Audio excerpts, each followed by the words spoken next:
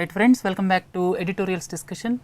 Now I am going to discuss editorials articles of today, and at 12:30 hours I will discuss yesterday's articles, and now we are going to deliberate on important articles. One is secularizing the election, two takes on democracy. These two articles, one is editorial and the other one is article, both are pertaining to one subject. We are going to deliberate on this. Then another article with regard to reduction in marginal cost of funds based lending rate by State Bank of India and other banks, that we are going to deliberate. Another article on post truth, that also we are going to deliberate. And the first one is with regard to the 4-3 judgment given by the Supreme Court.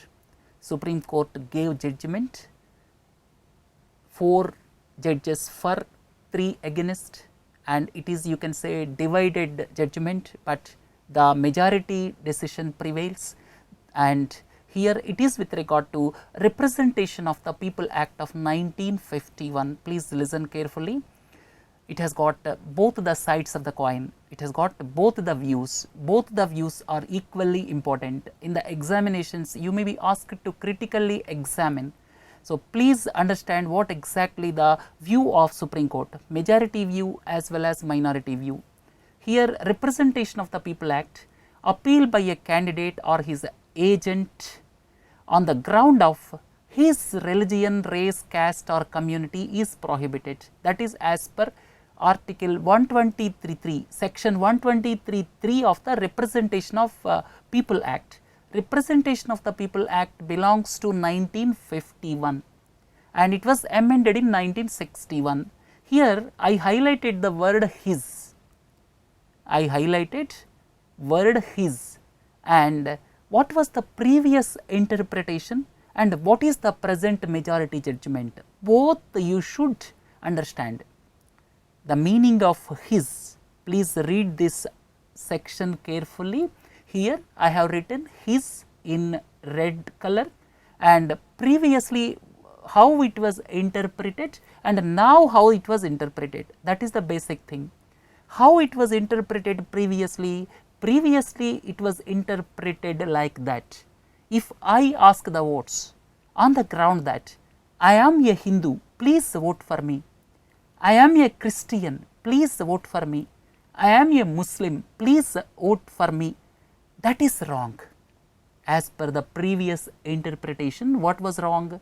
The wrong was, I am Hindu, please vote for me. I am Christian, please vote for me. If I ask votes on that context, it is absolutely prohibited previously.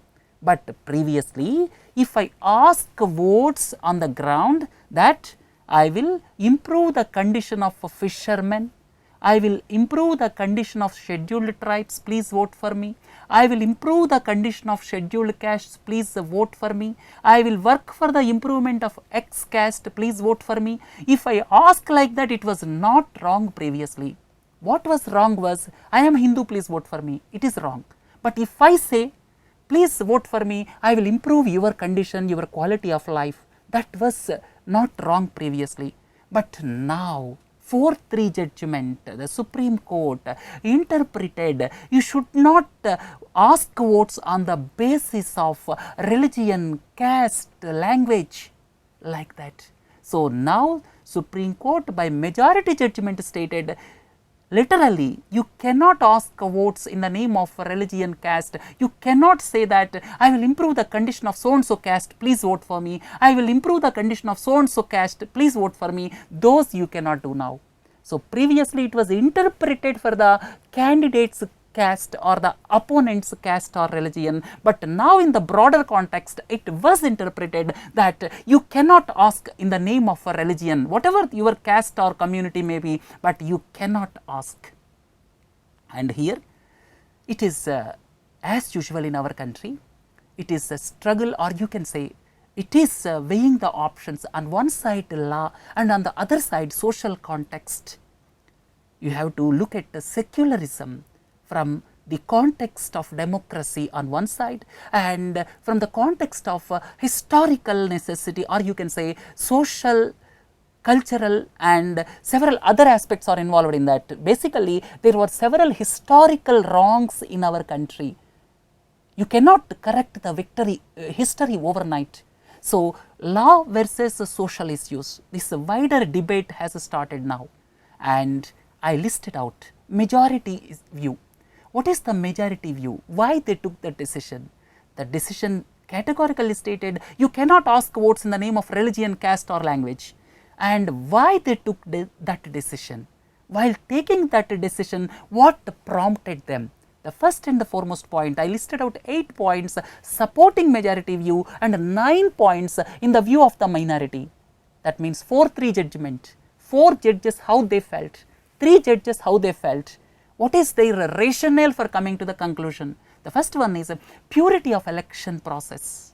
If you involve religion, caste, then language, all these things, if you involve, then it may not lead to purification of election process. It is with a view to purify the election process. So, religion, caste should be kept separate.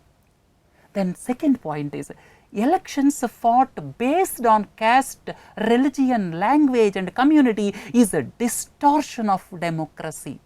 The democratic process will be distorted. If someone is asking votes on the basis of caste, then it may lead to distortion of democracy. The true meaning of democracy is distorted. Third one is religion, language, caste are divisible markers. They are dividing the society. Society is divided on caste lines, religion lines. So, if you include them in the election process, it may further deteriorate the situation and it will not purify the democratic process. That is the view of the majority. The fourth point is vote should be based on rational thought and action. There should be some logic. There should be better sense while selecting a candidate. But candidate should not be selected based on the candidate's total, I will do something for so and so caste, I will do something for so and so religion. Based on those things, candidates should not be selected. There should be some rational view. Rational means, what is the meaning of rational? Rational means supported by logic. There should be some logic. Then the next point is caste, religion, community or emotive issues. They pip up emotions. If I say that I belongs to some caste, whether I am right or wrong, people try to go with me because I belongs to particular caste and my caste people try to go with me. So, that is more emotional. So, emotions should be kept separate from democratic process, and emotions are irrational. They do not behave in a rational way. Then the next point is restricting 123(3)'s prohibition only to electoral candidates is contrary to public interest. As I have already told you, it was restricted to the candidates previously. If you restrict it only to the candidates, then it is contrary to public interest. Public interest will not be served. In the opinion of the majority judgment of the Supreme Court, public interest is paramount, whether he is Hindu, Christian, Muslim, so and so caste, it does not matter. Public interest as a whole is a supreme in democratic process. Then concept of universal citizen, and sometime you may get a question. This concept of universal citizen, because certain words you should not forget, and a lot of wider debate is going on protectionist policies, at the same time post-truth, like that. This concept of universal citizen, this is also came to the forefront, and majority view felt that it is with a view of universal citizen. But some people say that universal citizen concept does not exist. What is the meaning of universal citizen? Citizen free of any social inhibitions, free of any caste, free of any historical perspectives. He should be rational in thought. His logic should be, his viewpoint should be based on logic. He is not affected by any religion, he is not affected by any caste. That is the true meaning of universal citizen. Majority judgment stated that the concept of universal citizen, then as public representative we must participate as rational individuals deliberating about the public interest. This is the majority viewpoint.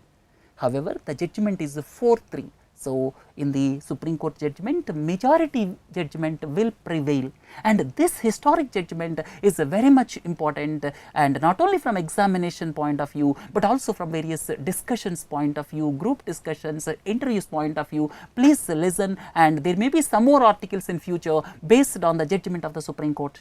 And what is the minority view? The 3 judges, the minority, what is their viewpoint? Their viewpoint is the Constitution recognizes the position of religion, caste, language and gender in social life. Language is recognized by the Constitution, then religion is recognized by the Constitution, and at the same time there are certain safeguards for certain communities. National commissions are there. Some are constitutional, some are statutory. There are various commissions. In fact, gender discrimination is also there in our country. National Commission for Women is there. National Commission for Backward Classes are there.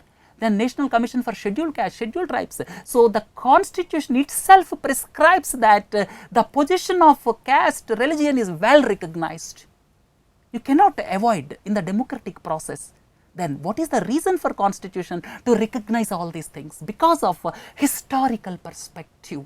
Historically, certain castes are oppressed. That is the main reason why Constitution prescribed certain safeguards to some sections of society. So, if someone is asking votes in the name that I will protect your interests, what is wrong in it?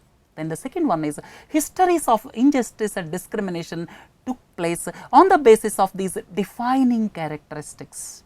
Then access to governance, entering the parliament is a means of addressing social disparities. In the society there are several social disparities, and definitely access to governance is a means to ameliorate the suffering of the oppressed classes. Then mobilization is a powerful instrument of bringing marginalized groups into the mainstream. Then the next point is, it is the opportunity to correct historical injustices or historical wrongs. Historically, certain castes are oppressed. There was a lot of social discrimination. Even now also in the name of caste, there is a lot of social discrimination. So, electoral process truly represent the social realities. You cannot hide the social realities. Then human beings are always situated within their social contexts. Social context is very much important. Our mind is conditioned based on our social surroundings, based on social exclusion. Our mind is conditioned. Then the next point is concept of universal citizens did not and could not exist. The concept of universal citizen based on rational thinking did not exist and will not exist also, because human mind is conditioned because of the surroundings, because of the influence of society. So, you cannot avoid that, you cannot take it out from human mind. So, that is the viewpoint of minority judgment. Then dominance and resistance, inclusion and exclusion, then privilege and oppression, then power and pleasure are all parts of society. Some people are enjoying the fruits of liberalization or globalization. Some people are not able to come up. So, there are so many social disparities in the society, and it is not possible to eliminate them. So, that is why the minority judgment felt that there can be, that means the candidate, whoever are contesting, cannot ask based on his religion, but he can say that to ameliorate the suffering of downtrodden, he can ask votes. So, that is the viewpoint of minority judgment, but as the judgment stands today, the religion is separated from politics. That means you cannot ask votes in the name of religion based on 4-3 judgment, right. And here important questions in the examination perspective are interview perspective, one should have clear idea and questions can be critically examine the concept of universal citizen. And this word is very much important. Certain words, please do not forget, post truth is one such word. Here universal citizen. How do you critically examine the concept of universal citizen? Universal citizen means the citizen free of all social inhibitions. His mind is not conditioned by his social surroundings, purely based on logic. He will think purely based on logic. Some rational thought process will be there in his mind, and critically examine the concept of universal citizen. And religion has no place in a secular democracy. Critically comment in the context of India's historical past. Basically, because of India's historical past, this assumed a lot of significance. So, this issue we deliberated in detail, and definitely during the next days to come, you will have many articles. We will discuss as and when new article appears, but I explained what is the total essence of the judgment. Please view it once again if you are not able to follow, and this is in fact during the beginning of 2017, this judgment assumes lot of significance. So, if you leave it here, let us go to the next article. A nudge to borrowers. What is meant by nudge? Nudge means gentle push. Why he used this word nudge? He used this word nudge because of the reason various banks reduced their cost of funds, or you can say marginal cost of funds based lending rate, or MCLR. Various banks reduced their MCLR. When MCLR is reduced, our interest rates on loans will be reduced. Various banks reduced MCLR. When MCLR is reduced, our interest rates on loans will be reduced. And please do not forget, MCLR and loans, they are separated by a word called spread. If MCLR is 8%, if the home loan interest rate is 8.5%, then that 0.5% is known as the spread, and the spread increases when the risk is more. So, to understand this article, you should have clear idea in the banking system what is meant by asset, what is meant by liability, what is meant by net interest margin, what is credit growth, what is deposit growth, what is CASA ratio, MCLR, monetary transmission. These words are very important, and if you go one by one, unless you have clear idea about these words, it is not possible to understand this article. What is meant by assets? Assets means, here you can see these are assets. Assets means loans in the banking system, loans and advances, that is asset in the banking system. Why loans are assets in the banking system? Because of the reason they get money by giving loans. That is why loans are assets in the banking system. There are different types of loans, house loans, mortgage loans, corporate loans, personal loans, like that. And the bank, the average interest banks gets on these loans is known as yield, or average yield, you can say. So, in the banking system, this assets are loans. And what are liabilities? Deposits are liabilities. Deposits are liabilities. Why they are liabilities? Because when I am depositing money in a bank, they are required to pay interest. That is why they are liabilities. When I am depositing money in the banking system, they are required to pay me interest. That is why they are called liabilities for the banks. So, there are different types of deposits. All of you are familiar with current account, savings account, recurring, fixed, bulk deposits. And here, lot of deposits because of demonetization. Because of demonetization, banks received deposits in lakhs of crores. Recently, around 12 to 13 lakhs of crores of deposits are received.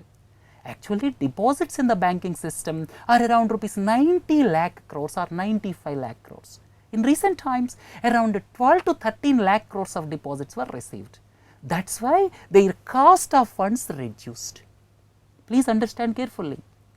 Recently, this savings account deposits as well as current account deposits were received after demonetization, because 500 rupee notes, 1000 rupee notes are stripped of this legal tender. That is why they deposited in the banks. So, banks got more deposits. So, when banks got more deposits, their liabilities increased. Their liabilities increased. That is one part. And because of more savings account deposits, their cost of funds reduced. Their cost of funds reduced. And here please look into this slide. The difference between yield and cost of funds is known as net interest margin. As cost of funds reduced because of more savings account and current account deposits, now they can reduce the interest rates, right. So, that is why they reduced interest rates, right. So, this is very, very important point. And another term, please do not forget in the banking system, CASA ratio. CASA ratio is the ratio of the deposits in form of current account and savings account deposits to the total deposits. As I have already told you, the deposits can be various types. Here there are 5 types of deposits, and the total ratio of current account savings account deposits to the total deposits is known as CASA ratio. And CASA ratio is advantageous to the banks in one way. So, as more and more savings account, current account deposits flowed into the banking system, which resulted in reduction in cost of funds, now banks are reducing the interest rates. And previously, MCLR came into force. Previously, there was base rate. What is MCLR? It is marginal cost of funds based lending rate. And normally, except for some excluded categories, they cannot borrow money below MCLR. All the loans normally should be above MCLR. There will be some spread. Normally, spread for house loans will be less. So, the banking loans are based on MCLR. Previously, Reserve Bank of India several times reduced repo rate. Subsequently, it advised banks to reduce interest rates. But banks have not reduced interest rates. Basically, to have better monetary transmission, please understand carefully, to have better monetary transmission. You may ask a doubt, what is monetary transmission? Monetary transmission is basically when Reserve Bank of India is reducing the repo rate, when there is a reduction in the interest rate structure, that is monetary transmission. Previously, not much monetary transmission took place, and now because of more deposits, they reduced interest rates. And 2 important points here, the credit growth is not satisfactory. Normally, credit growth is expected to be 2 to 2.5 times of GDP growth. Credit growth, our GDP is around 7%, and our credit growth in the banking system to be around 15-16% at least. But during the current year, the credit growth is just 2%, 3%. So, credit growth is not substantiating GDP growth. There are several reasons for it. We discussed several times in news capsules, and this is one important area as far as banking industry is concerned. Whatever the terms I have listed here, these are very, very important. That is one aspect. And if you look at various questions which are expected, the credit growth in the banking system is not commensurate with the GDP growth. GDP growth is around 7-7.5%. Credit growth is normally expected to be 2.5 times of GDP growth. And during 2008, 2010, 2012, it was so. It was much better than that. But now during the past 2-3 years, credit growth last year was around 8% or so. Now this year it is around 2%. And credit growth is not commensurate with GDP growth. What are the probable reasons? This is one important question, and probably in the examinations this type of question is expected. And the second one is, and answers for these type of questions you can write not only from these articles, but also if you go through news various capsules of learning space. We discussed several times why monetary transmission is not taking place. What is meant by MCLR? and why credit offtake is not good in the banking system. So, those questions you can answer. Please follow not only these discussions, but also various topics pertaining to news capsules. And here two important aspects when you look at banking, that is the credit growth in the banking system is not commensurate with GDP growth, elucidate with probable reasons. That is one question. The second one is, do you feel that the introduction of MCLR led to quick monetary transmission? Explain with valid reasons. So, these type of questions are expected. And in this article, it was stated that now the banks are flooded with a lot of deposits, and banks cannot keep deposits with them. Now, during the past 9 months, credit growth is just 2%, whereas deposit growth is around 13%, and deposits are liabilities for the banks, they are burden on the banks, whereas banks want loans, but loan offtake is not satisfactory.